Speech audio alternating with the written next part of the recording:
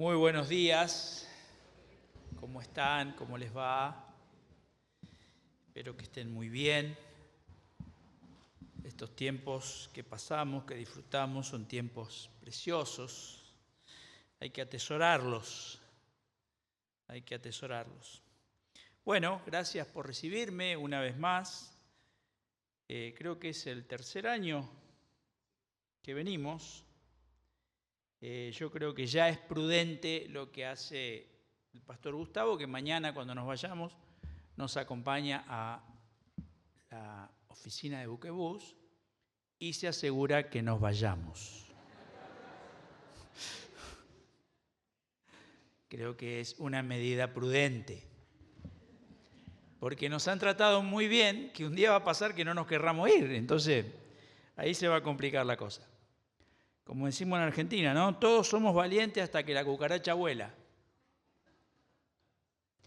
Qué lindo compartir con ustedes el retiro y también ahora este culto hermoso de adoración a nuestro Dios, porque Él resucitó. Qué bueno. Y vamos a hablar un poco de la vida. ¿De qué es esto de la vida? Porque para hablar de la resurrección tenemos que hablar de la muerte y tenemos que hablar de la vida. ¿Qué es la vida? No lo sabemos bien, ¿no? No tenemos mucha idea. Vamos aprendiendo como seres humanos qué es la vida, pero todavía no estamos del todo seguros. Así que vamos a estar pensando en esto. Cuando yo nací, hace 62 años y medio, mi mamá contaba que nací ahogado, totalmente morado, entre morado y negro. Lo de negro medio me quedó.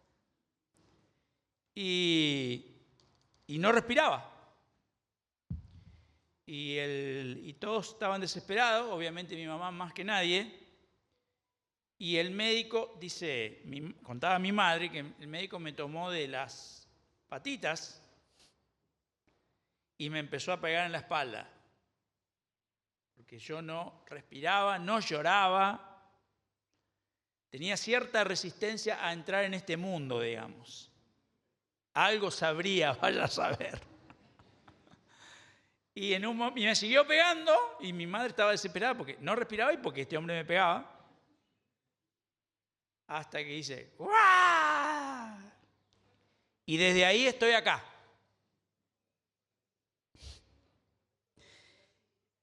Claro, bueno, a veces no está mal llorar, ¿eh? Pero la vida es algo extraordinario, una dinámica tremenda, una fuerza que se impone. Y a la vez la vida es frágil. Es frágil. A mí a veces me impacta ver cómo lo fácil que es perder la vida. Y la vida desaparece y aparece una dimensión que llamamos la muerte.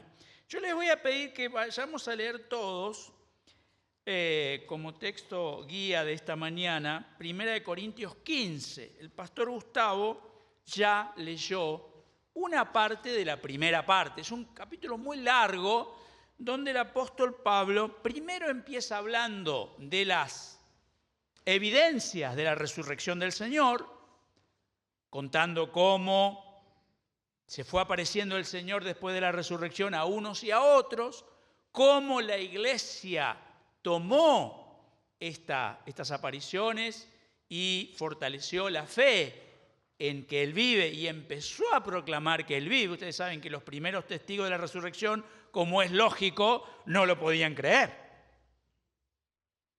Porque es lógico. La lógica humana, por lo que sabemos, por lo que conocemos, que es muy limitado, dice, no, es imposible que alguien vuelva de la muerte. Esa fue la primera impresión que tuvieron. Y eso habla todavía más a favor del testimonio de los cristianos de la resurrección. Porque no es que quisieron inventar un cuento. Fueron sorprendidos por una realidad. ¿Cómo que resucitó? Y se acuerdan que había uno más incrédulo que todos los demás, que era Tomás, y él no había estado en la primera aparición del Señor. Y entonces dijo, yo voy a creer si aparece el Señor y puedo tocar las llagas de sus manos, de sus pies, su costado atravesado por la lanza en la cruz. O sea que la iglesia no inventó la historia de la resurrección, fue sorprendida por ella. Y ahí Pablo cuenta al principio de 1 Corintios 15, esto que leía el pastor Gustavo, estos testimonios de la resurrección. Luego habla de la resurrección misma del Señor, en la segunda parte de este pasaje. Y en la tercera parte, que es a la que me gustaría dedicarme un poquitito ahora, dice las implicancias que tiene la resurrección para la vida humana. Y diríamos también la vida en el cosmos, la vida, toda vida. Porque esto tiene que ver con toda vida, no solo con la vida humana, la vida en su totalidad. Así que vamos a tratar de leer desde 1 Corintios 15, desde el verso 35.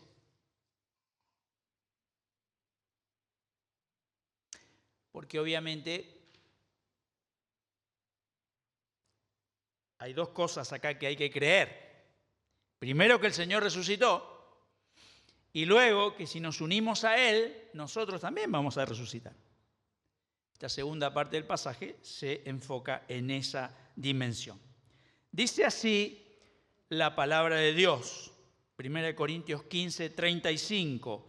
Tal vez alguien pregunte, ¿y cómo resucitarán los muertos? ¿Con qué cuerpo vendrán? No preguntes tonterías. Lo que tú siembras no cobra vida si antes no muere. Y lo que siembras no es lo que luego saldrá, sino el grano desnudo, ya sea de trigo o de algún otro grano. Pero Dios le da el cuerpo que quiso darle y a cada semilla le da su propio cuerpo. No todos los cuerpos son iguales, sino que uno es el cuerpo de los hombres y otro muy distinto el de los animales, otro el de los peces y otro el de las aves. También hay cuerpos celestiales y cuerpos terrenales, pero la gloria de los celestiales es una y la de los terrenales es otra. Uno es el esplendor del sol, otro el de la luna y otro el de las estrellas, pues una estrella es diferente de otra en su magnificencia. Así será también en la resurrección de los muertos. Lo que se siembra en corrupción resucitará en incorrupción. Lo que se siembra en deshonra resucitará en gloria. Lo que se siembra en debilidad resucitará en poder. Se siembra un cuerpo animal y resucitará un cuerpo espiritual. Porque así como hay un cuerpo animal, hay también un cuerpo espiritual. Así también está escrito: el primer hombre, Adán, se convirtió en un ser con vida, y el postrer Adán, un espíritu que da vida. Pero lo espiritual no vino primero, sino lo animal, y luego lo espiritual. El primer hombre es terrenal, de la tierra; el segundo hombre, que es el Señor, es del cielo. Semejantes al terrenal serán también los terrenales, y semejantes al celestial serán también los celestiales. Y así como hemos llevado la imagen del hombre terrenal, así también llevaremos la imagen del celestial. Pero una cosa les digo, hermanos, ni la carne ni la sangre pueden heredar el reino de Dios. Y tampoco la corrupción puede heredar la incorrupción. Presten atención que les voy a contar un misterio. No todos moriremos, pero todos seremos transformados. En un instante, en un abrir y cerrar de ojos, cuando suene la trompeta final. Pues la trompeta sonará y los muertos serán resucitados incorruptibles y nosotros seremos transformados, porque es necesario que lo corruptible se vista de incorrupción y lo mortal se vista de inmortalidad. Y cuando esto que es corruptible se haya vestido de incorrupción y esto que es mortal se haya vestido de inmortalidad, entonces se cumplirá la palabra escrita: devorada será la muerte por la victoria. ¿Dónde está, oh muerte, tu aguijón? ¿Dónde, oh sepulcro, tu victoria? Porque el pecado es el aguijón de la muerte y la ley es la que le da poder al pecado. Pero gracias sean dadas a Dios de que nos da la victoria por medio de nuestro Señor Jesucristo. Así que, amados hermanos míos, manténganse firmes y constantes y siempre creciendo en la obra del Señor, seguros de que el trabajo de ustedes en el Señor no carece de sentido. Palabra de Dios. Teníamos una presentación por ahí, si la podemos ver, nos va a ayudar. Acá hay un grito de victoria en este pasaje. ¡Oh muerte! ¿Quién te teme ahora? Desafiante.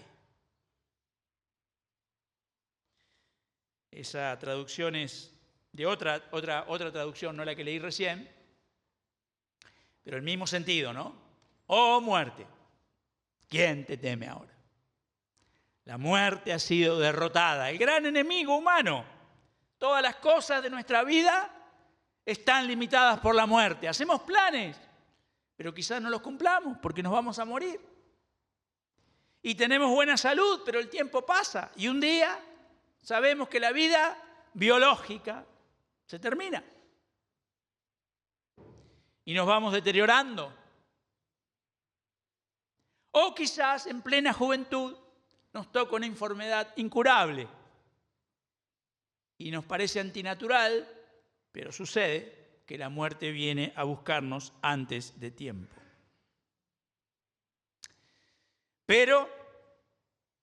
Y la muerte es el resultado, según la Biblia, de la maldad y el pecado que entró en el mundo y arruinó la obra de Dios. Y Dios envió a su Hijo Jesucristo para sanar ese verdadero cáncer que es la maldad, el pecado, la injusticia, el darle la espalda a Dios, creador y dador de la vida. Vamos a ver si podemos pasar esto. Bueno, no podemos. Ahí está. Muy bien. Esa es una foto mía. No veo que se ríen. Que pudo haber sido tomada entre febrero o marzo, yo calculo, si hago bien las cuentas, de 1964.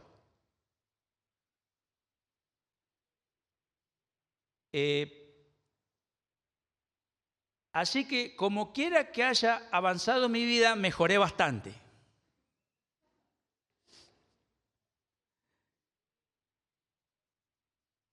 No, en realidad no es eso es el óvulo fecundado. Un óvulo humano, un óvulo de mujer, fecundado por un espermatozoide, justo es el momento posterior a la fecundización, al momento de la fecundidad, donde el espermatozoide entra en el óvulo y aparece la vida humana.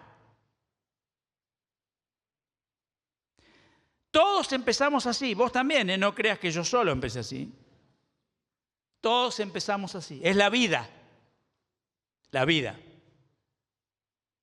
Esto también muestra una cosa muy interesante que tiene la vida, que es su capacidad transformadora, evolutiva. ¿Por qué? Me parezco bastante poco a eso. O sea que todos hemos mejorado bastante. Así no te guste mucho, tu autoimagen frente al espejo reconoce por lo menos que has mejorado. La vida es algo creado por Dios.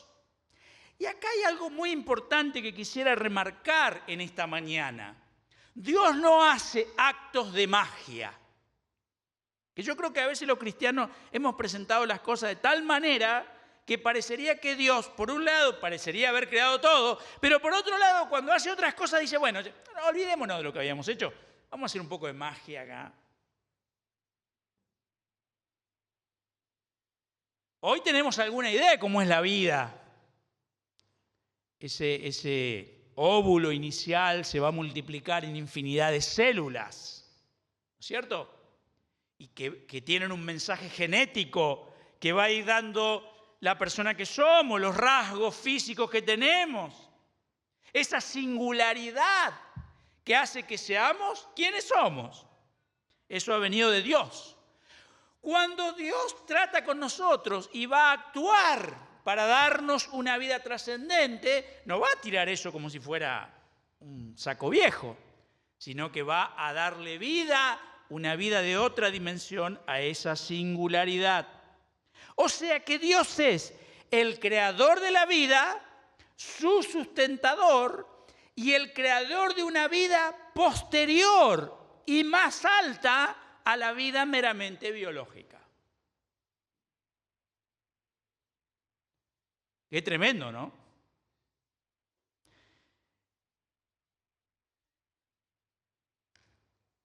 Dicen los científicos que tenemos unos 27.000 genes. Son muchos, ¿no? Los seres humanos tenemos más o menos 27, 28.000 genes. Los genes son ese componente del ADN que da nuestros rasgos personales. Algún gen por ahí tenía esta nariz que yo tengo. Yo hubiera preferido que venga otro gen. Nuestra hija Cecilia, que tiene ojos oscuros, marrones, le reclama a su madre porque no tiene los ojos verdes de su madre. Bueno, encima no es voluntario, ¿no? Muy bien, pero fíjate una cosa, los ratones tienen 29.000 genes. Un simple ratoncito, sí, ese que te come los paquetes de harina. Y deja sus señales sobre los muebles. Y una mosca tiene 13.000 genes. Tan chiquitita. Para llegar a ser la mosca que es. Todo eso fue creado por Dios. Y la vida es un enorme proceso vital que atraviesa toda la naturaleza. Una pequeña flor tiene miles de genes para poder dar ese color, ese aroma que tiene la rosa. Esa vida fue creada por Dios. ¡Aleluya! ¡Gloria a Dios!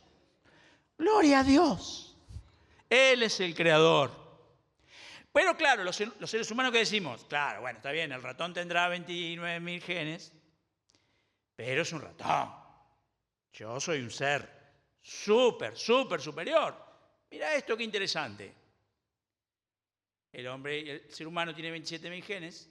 Un chimpancé tiene unos 25.000 y entre el 88,5 y el 98%, dependiendo de la especie, son similares al tuyo y al mío.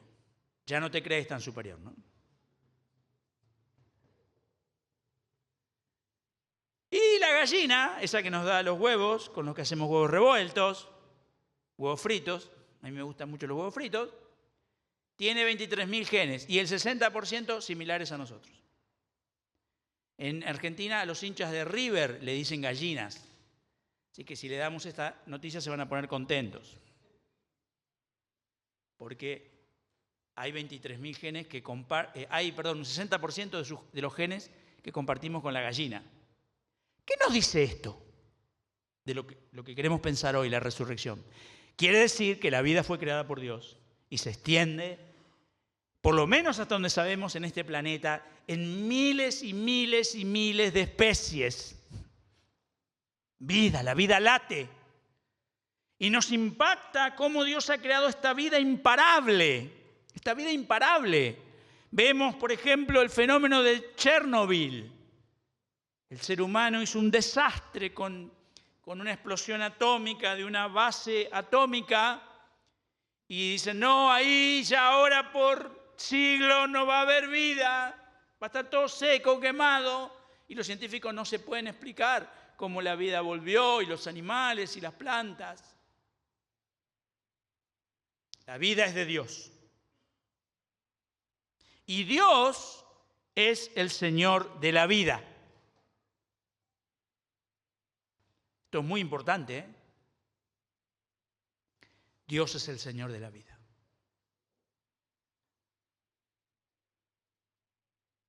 La muerte, como la conocemos, siempre pobre muerte, ¿no? Siempre con su guadaña, siempre vestida de negro. La muerte, como la conocemos, es el final de la vida biológica, como existe en el mundo visible y material. Esto también es muy importante. La vida que conocemos y la vida que más fácil logramos identificar, en realidad es la vida biológica. Esta sangre que late por mis venas, este tono, este color, esta temperatura, este latido del corazón. La vida biológica. Pero la vida biológica es solo una de las formas que tiene la vida.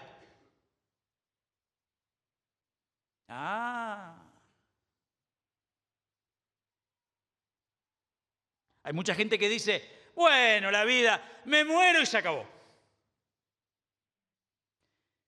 Para ciertas personas habría que decir, ojalá.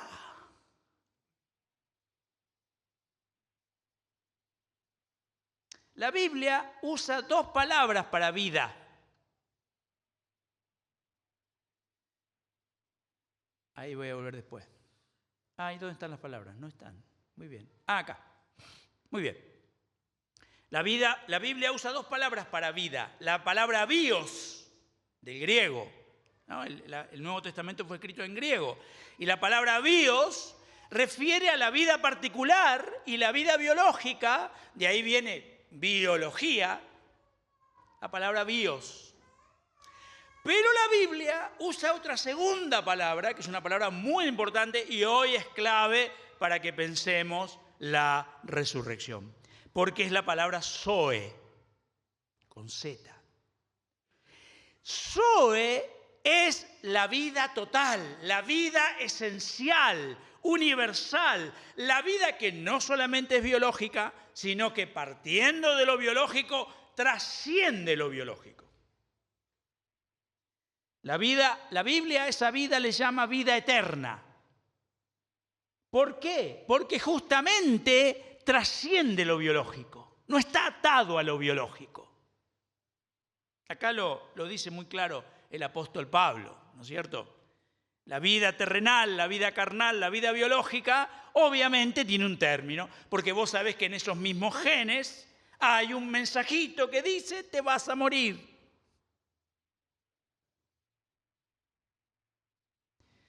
Pero la vida, como Dios la ha creado y como a Él le pertenece, trasciende lo biológico. Se convierte en una vida trascendente. Ahora vos dirás, ¿y cómo es? Bueno, cuando me muera, me voy a ir al cielo, ojalá, y voy a estar entre nubes ahí, me van a dar una arpa. Se supone que alguien me enseñará a tocar, yo espero que me enseñen porque si no, mejor que no me la den el arpa. Y vamos a estar ahí flotando en unas nubes con ángeles. Bueno, eso es todo una pavada que hemos inventado, ¿no es cierto? Ni siquiera es lo que dice la Biblia. En realidad, ¿sabés lo que dice la Biblia? Que esa vida eterna, esa vida trascendente, esa vida significativa, esa vida que no queda atrapado en lo biológico, ya ha empezado. Está acá, en medio nuestro. Yo me puedo sumar ahora a esa vida. Es decir, que si he recibido bios, y si estoy acá es porque he recibido bios, estoy vivo. Estoy biológicamente vivo. Podés tocar al de al lado, esperemos que no se haya ido en este ratito que estuvimos acá. Fíjate si está tibio. Si está tibio, es que está vivo, ¿no es cierto? Muy bien. Todos hemos recibido el bios, la vida biológica, pero también podemos recibir la vida espiritual. Esa vida trascendente que no va a morir, que no tiene fin.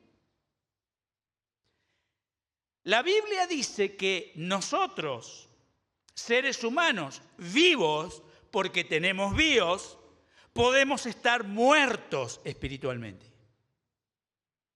Esto es algo que a veces nos cuesta entender, ¿no es cierto? Muertos. ¿Cómo? Si yo lo toqué y estaba tibio.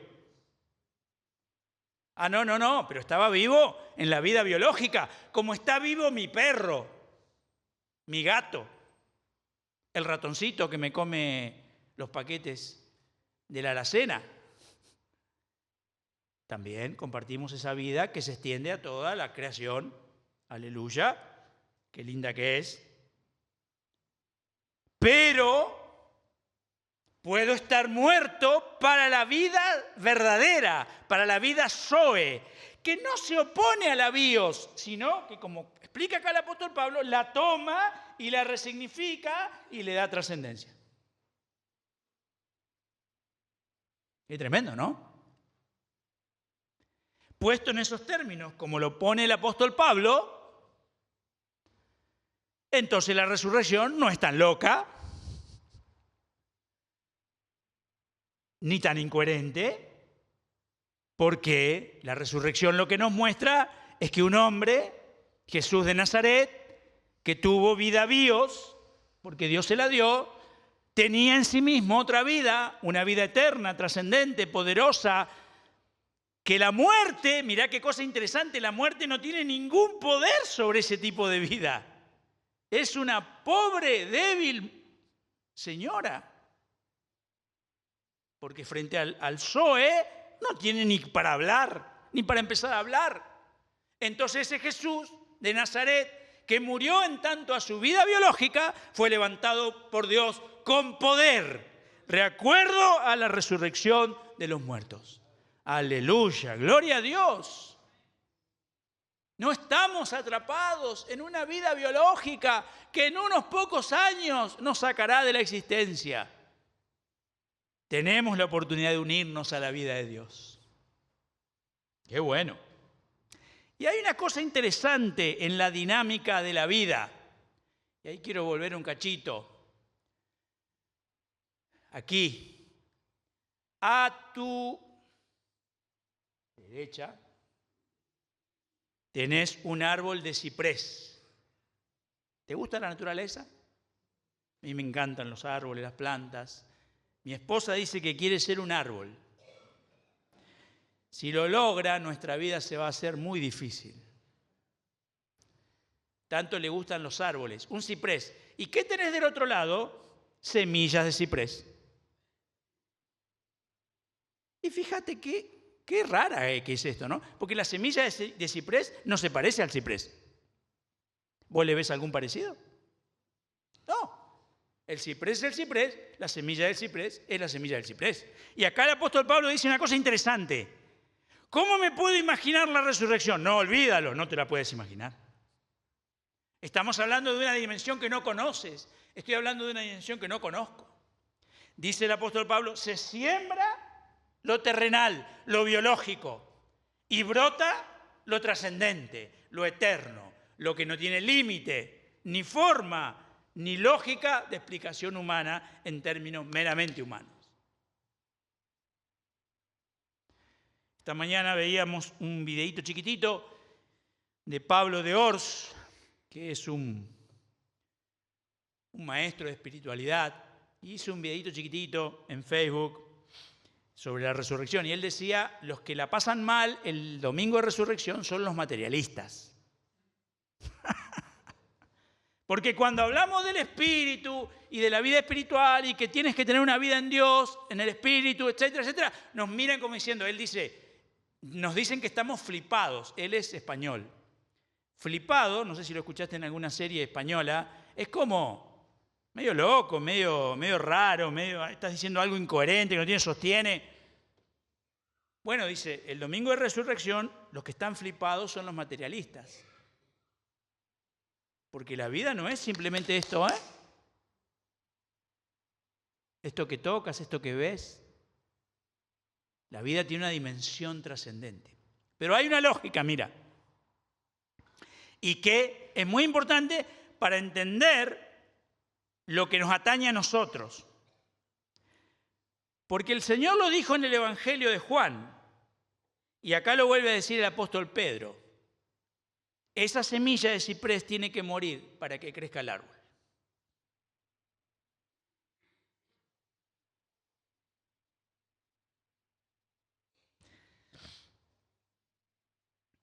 Plantamos la semilla de ciprés. La semilla de ciprés vive un proceso como de descomposición. Y de adentro de la semilla surge una ramita verde muy chiquitita a los pocos días y empieza a crecer, a crecer, a crecer, a crecer y se va para arriba el ciprés. Tenemos un árbol hermoso, pero no tenemos más la semilla. No nos podemos quedar con las dos cosas. Por eso acá el apóstol dice, ya ahora a Jesucristo no lo conocemos como lo conocíamos. Ya no es ese Jesús de Nazaret que estaba limitado él mismo a la vida biológica y que pedía agua para tomar y que se cansaba. Ahora es el Señor del cosmos, porque dice la palabra de Dios que entre el viernes de crucifixión y el domingo de resurrección, también de una manera que no podemos entender, atravesó los infiernos, la tierra y el cielo y se convirtió en Señor del cosmos. La muerte biológica lo llevó a un plano de vida superior. Y a vos y a mí puede hacer lo mismo. Hay una dinámica de muerte a vida. De eso nos habla la resurrección, de una dinámica de muerte a vida. Si nos quedamos simplemente atrapados y, casi diría yo, enamorados de nuestra vida biológica, si queremos conservar nuestra vida, dice Jesús, la perderemos. Qué tremendo, ¿no? Yo quiero que esta vida me pertenezca solo a mí.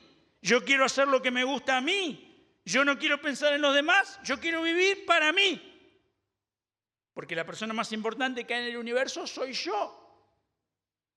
Ustedes no lo sabían.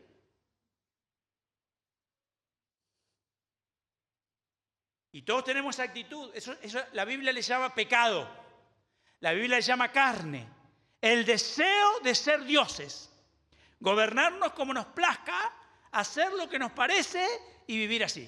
Y dice la Biblia que si nos aferramos a esa vida, a esta vida que tenemos, bueno, no va a pasar nada más extraño que lo que ya está determinado. Viviremos unos cuantos años en esta tierra, nos moriremos e iremos a mirar los rabanitos de abajo. Y se acabó. Pero si tomo esta vida que tengo y se la entrego al dador de la vida, nada más ni nada menos que al dador de la vida, al que me la dio. Y le digo al dador de la vida, mirá, no sé qué hacer con esta vida, porque la verdad que esta vida va pasando y se va desgastando y me enfermé y tengo problemas y tengo conflictos y como decía el pastor Gustavo, y ni ganas de vivir tengo, porque no la puedo manejar. Entonces, si le entrego esta vida limitada al dador de la vida, Él hace exactamente, y por medio de Cristo, lo que hizo en Él y me da una vida trascendente, una vida eterna, una vida que no tiene límites.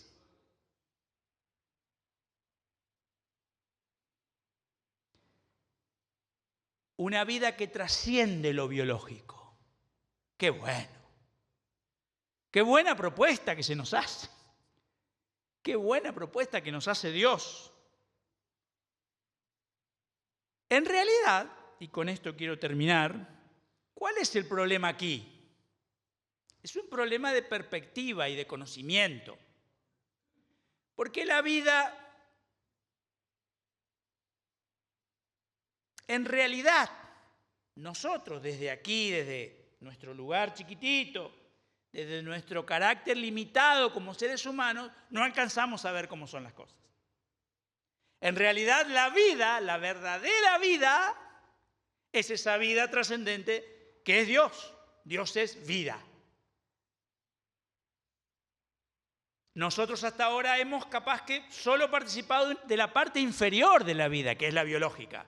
Es la misma vida, pero la superior es espiritual. En realidad tú y yo fuimos creados espíritus. Espíritu, alma y cuerpo. Lo que pasa es que como lo visible es el cuerpo,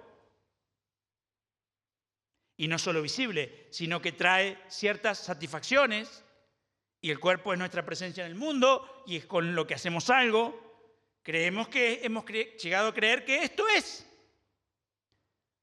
La resurrección de Jesucristo nos conecta de manera directa con la verdadera dimensión de la vida, trascendente y eterna, que es la vida que puedo y debo empezar a vivir ahora.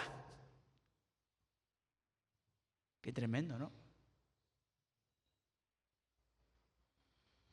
Damos gloria a Dios por su vida, la vida que nos ha dado, que es una vida maravillosa, la vida biológica, esa vida floreciente, poderosa, que se extiende a nuestro alrededor, lo vemos en nuestro jardín, en la calle. A veces yo salgo a caminar cerca de casa y veo toda la basura que tira la gente. No cuidamos nuestro planeta. Pero veo a veces en una montaña de basura cómo hasta allí nace la vida, porque salen flores silvestres. La vida puja por ganar y gana. Pero le damos a Dios muchas más gracias, porque Él nos comparta su vida trascendente, su vida eterna. De tal manera, dice la Biblia, amó Dios al ser humano que dio a su único Hijo, para que todo aquel que en Él crea tenga Zoe, tenga vida eterna. Qué bueno, qué bueno. Así que estamos invitados a participar del banquete de la vida. ¿Estás invitada? ¿Estás invitado? Dios nos invita a entregarle. Hay una dinámica que no la podemos saltear. Me tengo que entregar. Aquel que quiera salvar su vida, la perderá, dice el Señor. Pero aquel que pierda su vida por causa de mí, que me la entregue, que me la dé, se salvará. Y yo le daré vida eterna y estarán para siempre conmigo. Qué bueno. Y yo a veces me pongo a mirar, no sé si vos pensás esas cosas, me pongo a mirar este maravilloso mundo que Dios ha creado, no lo pudo haber hecho más bello. Y la Biblia dice que ni ojo vio, ni mente ha logrado concebir lo que Dios ha preparado para los que le aman. El Dios que creó este mundo y el cosmos mismo es el que está preparando otra dimensión para que vivamos en ella. Qué bueno. Pero esa dimensión, como hoy decía Claudia también, que eso es muy importante, la podemos empezar a disfrutar ahora. No hace falta morirse. Vivimos en el Espíritu. Podemos empezar a disfrutar de esa vida trascendente, de esa vida significativa que reordena todas nuestras prioridades y nos hace vivir en novedad de vida, como dice el Nuevo Testamento. Que todos podamos disfrutar de esa vida. Hace muchos años atrás, en los Estados Unidos, habían creado un arroz sintético. Viste que ahora todo es sintético. Y alguien cometió un error y se le mezcló el arroz. Tenían arroz natural para ver cómo era el arroz y estaban desarrollando arroz sintético. Y alguien cometió un error en el laboratorio y mezcló las etiquetas. Y llegó un momento que dijeron, che, son tan parecidos, no sabemos cuál es el arroz sintético y el arroz natural. Y alguien dijo, es muy fácil descubrirlo. Denme un puñado de cada arroz. Lo vamos a poner en la tierra. El que no brota es el sintético. El otro fue creado por Dios y tiene vida en sí mismo. A ese Dios queremos seguir, al Dios de la vida. Dios te bendiga mucho.